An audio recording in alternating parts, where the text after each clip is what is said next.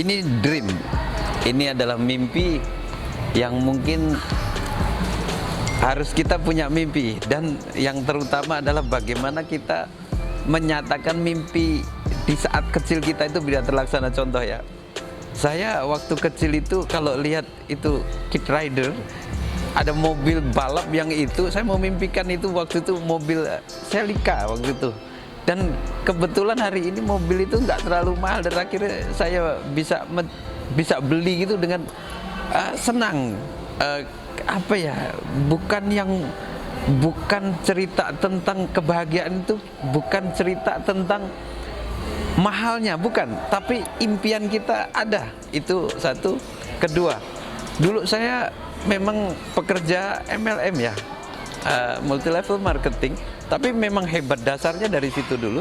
Nah, dia ada mimpi kalau kita mempunyai mobil BMW itu hebat gitu. Saya akan bekerja keras untuk memimpikan mobil BMW, dan hari ini ya saya beli itu gitu. Apa yang saya impikan masa kecil saya, masa muda saya di saat saya mulai bekerja, dan selanjutnya akan apa gitu. Nah, setelah saya mendapatkan itu semua, sebelum itu juga saya sudah bermimpi bahwa memang saya tidak mau kerja gitu.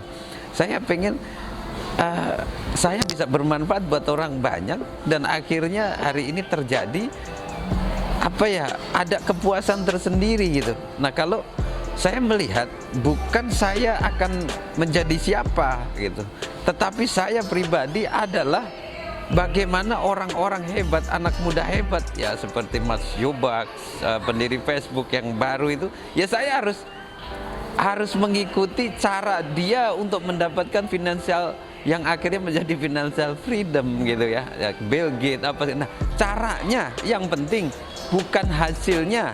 Itu yang harus dipahami anak-anak milenial, dan ini harus tahu, karena ke depan bukan pekerja lagi, tapi kita harus menjadi pengusaha-pengusaha hebat, karena Indonesia ini tanah air yang benar-benar hebat, yang suatu saat Anda akan tahu bagaimana Ibu Pertiwi ini menghidupi kita rakyat Indonesia itu sangat melimpah, dan Anda harus tahu itu ya.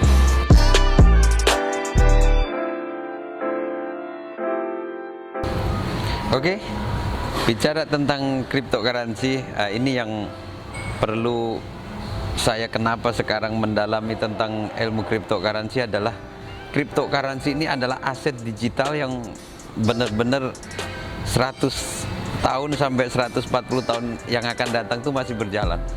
Jadi masih panjang kalau kita mau berbisnis atau bercerita tentang cryptocurrency ini, kedepannya akan bagus sekali. Tapi ingat, saya melihat banyak orang bermain cryptocurrency tapi tidak paham fundamentalnya seperti apa, dasarnya seperti apa, dan akhirnya banyak orang mempunyai aset digital, dia hanya sebagai korban-korban proyek yang akhirnya uangnya pada hilang.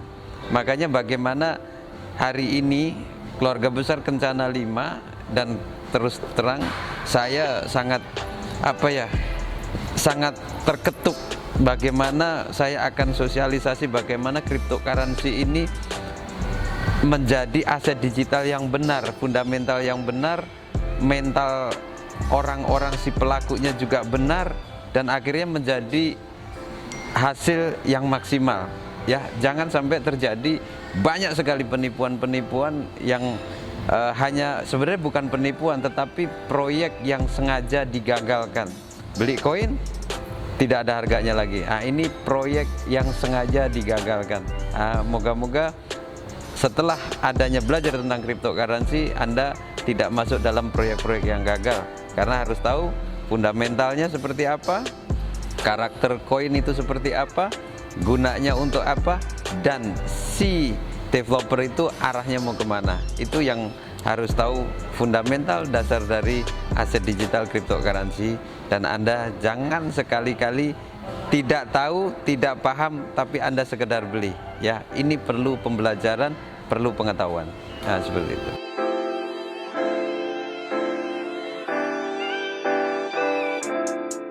Oke, bicara tentang sukses itu bicara bagaimana kita itu adalah mengerti semua akan kehidupan kita ya. Bagaimana itu inti. Hari ini kita kerja, hari ini kita berusaha dalam suatu perjalanan hidup. Ini tidak lepas dari kuasa Tuhan. Itu yang penting. Jadi gini, semua yang kita lakukan hari ini, ikhtiar ini hanya sebatas kendaraan yang saya bilang. Tapi jangan sampai lupa bahwa kendaraan harus mempunyai bahan bakar. Dan bahan bakar satu-satunya yang sekarang saya dengung-dengungkan hanya satu.